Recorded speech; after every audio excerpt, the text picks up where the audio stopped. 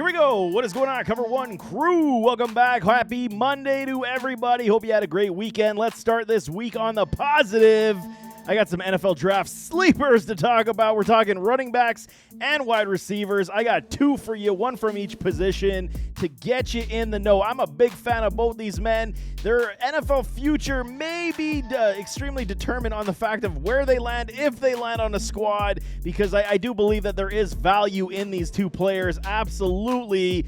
But getting on an NFL team is going to be the biggest challenge because they likely are day three products, if not undrafted rookie free agents, but they do got good talent. So what do you say we talk about Travis Dye, running back from Oregon Ducks, transfer to USC to play with the Trojans, play with Caleb Williams and company. He stands 5'10", 201. Career statistics, unbelievable if you think about it. And I think that, if he was not in this draft class that is extremely loaded with talent, he would be up the board just a little bit more, probably still day three product, but likely in the fourth, fifth round, where now he's probably going a little bit lower than that. Career games, 58 games. He made a career playing in college football with both Oregon and USC. 667 in attempts, almost 4,000 yards in rushing, 6.0 on the average, 30 touchdown rushes for this man, 104 receptions, 1071 in yards, 10.3 on the average, and 8 receiving scores. So he does have that dual threat ability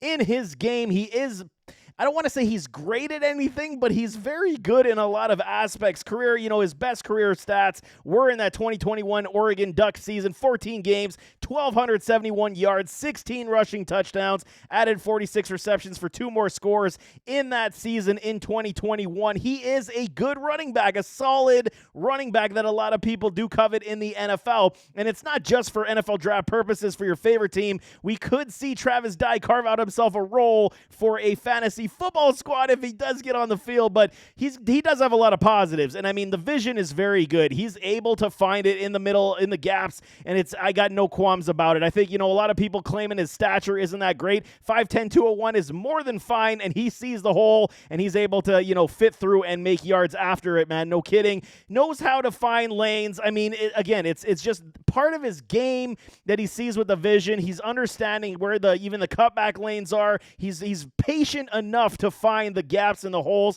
He's a slippery break tackle. He does not go down as a lot of people think he might. Either he's bouncing off, he's doing a little bit of a spin. He's not overly athletic. I'll get to that in some negatives, but he is slippery, and he does fight for yardage all the time. He is very difficult to bring down. Plays with tons of heart. If you're looking for a character guy, Travis Dye is your guy. No kidding. He plays with tons of heart, and he's a competitor. Competes. And I mean, when we talk about, him going to USC, I think he was looking for more of the team success rather than individual success, which he did not necessarily see like he did with the Ducks. He was very good with the Ducks. Better tape speed than 40 time. I mean, I think it's more in the accelerators than it is necessarily in long speed or breakaway speed, but he's got more than enough. And if you go back to that 2021 season, you'll understand what I'm talking about. His speed did kind of feel like it fell off a little bit at USC, but I go off, what these players did do, but maybe he's already aging himself already being a 5-year college senior. No kidding. Very good cutback step. It is there, okay? And he's got to understand the side step moves, the cutback moves, the one plant and go moves. They are all very good in this department. Outside of that, he might not have much else, but there is that solid ability for finding cutback steps and, little side step moves for a Travis Dye to open up, get through the open lanes, I should say. Better north-south runner than, going east-west. It's definitely on tape for me. He's not going to be one of these guys going to extend plays going outside. He is probably off tackles, probably the best spot where you could get him. You don't really want to go further than that because I don't think he has the burst to get to the outside with high regularity. It is the accelerators that he does possess that makes him a good enough running back to at least have a role in the NFL. Very good receiving ability, and this is where he could have a role in the NFL, being that change of pace back, being that third down back. We've seen lots of running backs have a long-term career in that department, and I think that he could carve himself out one in this respect as well. For negatives, I mean, again, no real breakaway speed. He did look faster with the Ducks, like I was saying. And maybe, again, 5 years in college football, maybe his skills are diminishing already, which is not good. It's no bueno, and that's why a lot of people may not have him coveted in this draft, especially with how many talented running backs there are in this NFL draft. Not as explosive at USC. Like I'm saying again, go to 2021 and then watch 2022, and you'll understand what I'm talking about. It just seems like he lost a little bit of a step, and, he did get injured this past year as well, so we'll see. 4.82, I believe, was his 40 time. Not great, so you are going to have question marks on the top end wheels, no kidding. 4.48 to 4.81 was what he was supposed to run, but I think he was pegged at the 4.81 or 4.82, and it's not great. If you're talking almost a 5-second running back, you know that he's got to find ways to make himself more useful, especially in the pass game. Not overly athletic, and again, he's not going to wow you on the film with juke steps, cutbacks, or juke steps and shakes, I should say, and then super spin moves and shady movements. He's not going to do that for you. But when he does have the one cut and he finds the hole, he's able to at least slap the gap, and he's going through it, and he's at least picking you up a good 10 yards if that hole does open up for him. He is capable in that respect, especially even in the red zone. He does find ways to score touchdowns. He's not limited and precluded to that. He won't bowl anybody over, but he does find ways to at least, do the one-step shuffle step, and then he's going into the end zone. Ball security issues could be a problem at times. Not many lost, but he did fumble the ball. That's something that he's definitely got to clean up. If he's going to be fumbling the ball, his NFL stock is definitely going to go through the floor. You don't want to see that. Limited to that change of pace role and maybe a receiving back in the NFL is kind of what I'm talking about for Travis Dye. It is good news for us fantasy players where he could have a potential, lesser James White type of role in the NFL. Not saying he's James White, but the type of role James White did possess with the New England Patriots could be, a very good fit for a Travis Dye. He did show he could carry the rock 200 times from the backfield in his time being a lead back. So it's not a question like 2021, he 211 attempts. So he's able to at least carry the rock and the load if called upon. But I do believe that he would be a fabulous change of pace back in the NFL. He is projected to go in round 6-ish, if not round 7 in this NFL draft. So I will be a little bit shocked if he does fall out of the draft and go as an undrafted rookie free agent. Really would surprise me because I do believe that Travis Dye possesses a lot of traits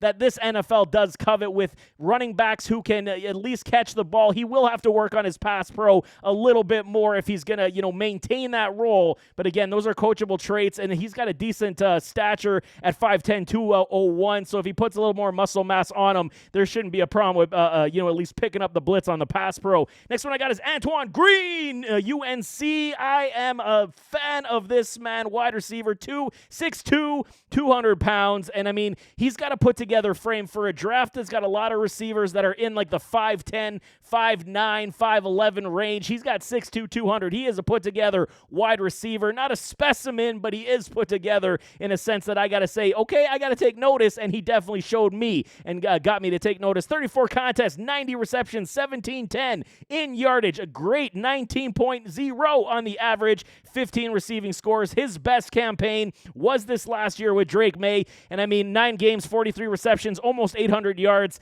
18.6 on the average, and 7 receiving touchdowns for a Green.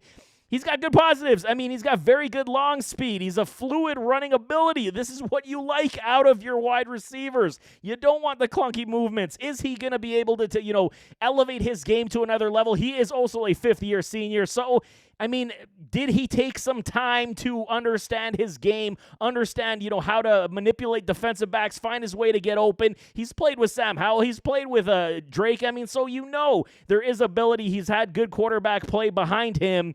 Very good deep threat right off the bat. If we're talking about this, it's like a Diami Brown. Diami is a former UNC product as well, and I do believe that Green plays a lot like a Diami Brown. So if we're kind of looking at what his ceiling could potentially be, yeah, it's probably a Diami Brown where he is in that spread offense, 4 wideouts being the deep threat. That's kind of what I see coming from an Antoine Green if he cannot round out the rest of his game and showcase his talents that much more. But he is a very good deep threat, as you can see with his yards per catch being almost in the 20-yard plus range. You're talking a very good deep threat in that sense. Understands body leverage versus DBs beautifully. For a guy that nobody nobody's really talking about. He knows how to at least create that separation when contested catchability is there through body leverage. He understands where to be, when to jump, when to give the little arm push off to gain that separation. Green does this with, I don't want to say extreme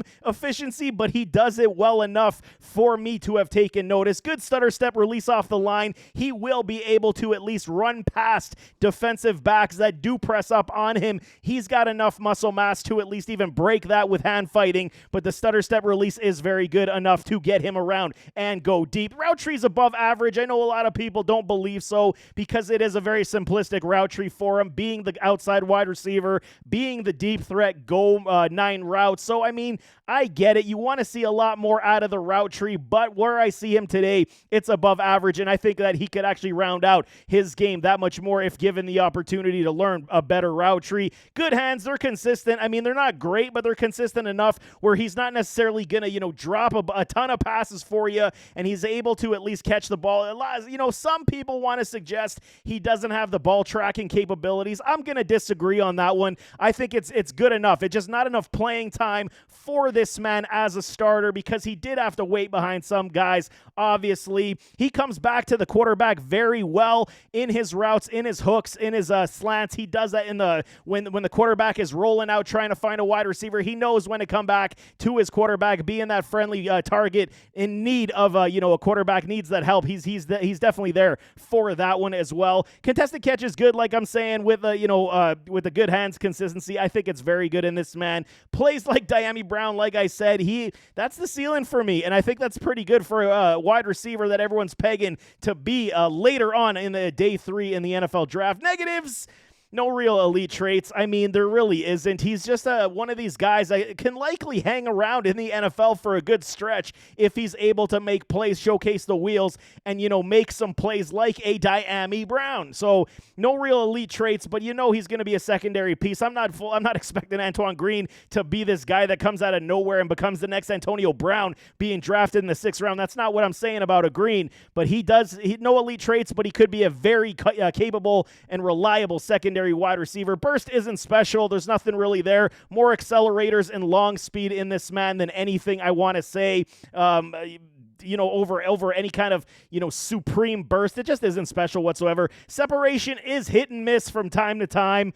You have seen him get locked up, the defensive back on his hip, but he is able to at least understand, like I said, body leverage and the arm push off to at least gain enough separation to catch the ball when it comes his way. He had to wait behind a Daz Newsome and a Dyami Brown, hence why the statistics aren't overly over the top, where I do believe if he did play more as a starter, he would have had very good statistics and everyone would have took notice, at least in that 2,500 receiving range. But again, UNC had a lot of talent at that time with a Sam Howell. You had Javonte Williams, you had Michael Carter, you had Daz Newsome, you had Dyami Brown. You had these guys that were able to play ball, and he had to just wait his turn. And then, he's done well over his last 2 years. He did showcase a lot of growth. So you got to just say, it's not a knock, or it is kind of a knock because he couldn't beat out a Dyami Brown or Daz Newsome, and Daz really is on a practice squad right now, so that doesn't bode well for an Antoine Green. Career stats not top end, like I'm saying, and I mean, is he going to be limited to that deep threat role? Very, very possible. Like we're seeing from, I'm saying again, like a Dyami Brown, is he just going to be that guy that's just trusted to go deep, take the top off of a defense? He doesn't have the elite wheels to say like he's Tyreek or Jalen Waddle trying to go downfield, but he's got more than enough to at least keep safeties honest and keep that run game, going that way without seeing stacked boxes. So Green is definitely one of these guys you got to keep your eye on. If he does latch onto a team, it's likely going to take some time for him to find his footing in the NFL. But I do believe in finding these sleepers that could potentially be something. Projected round 4A Green is the 7th round to undrafted rookie free agent. But he's got enough juice in those tires to make me a believer because I think he is good enough. I really do. Travis Dye and Antoine Green, there you have it. Those are my 2 sleepers as we sit at the start of April before the NFL draft starts coming. There's going to be plenty more because This draft is loaded with good secondary pieces that could hang around in the NFL for quite some time. So, I mean, these two guys definitely keep tabs on them. Hopefully they can pan out and make me look good because I'm supportive. But nevertheless, as always, don't forget to hit that like button, hit that subscribe button, jump in those comments, give me your thoughts. Who are your sleepers? You got any you want to share? Throw them in those comments. We can definitely talk it out. You like green, you like dye, whatever you want to talk about, throw them in those comments. But we'll see you next time. I am out.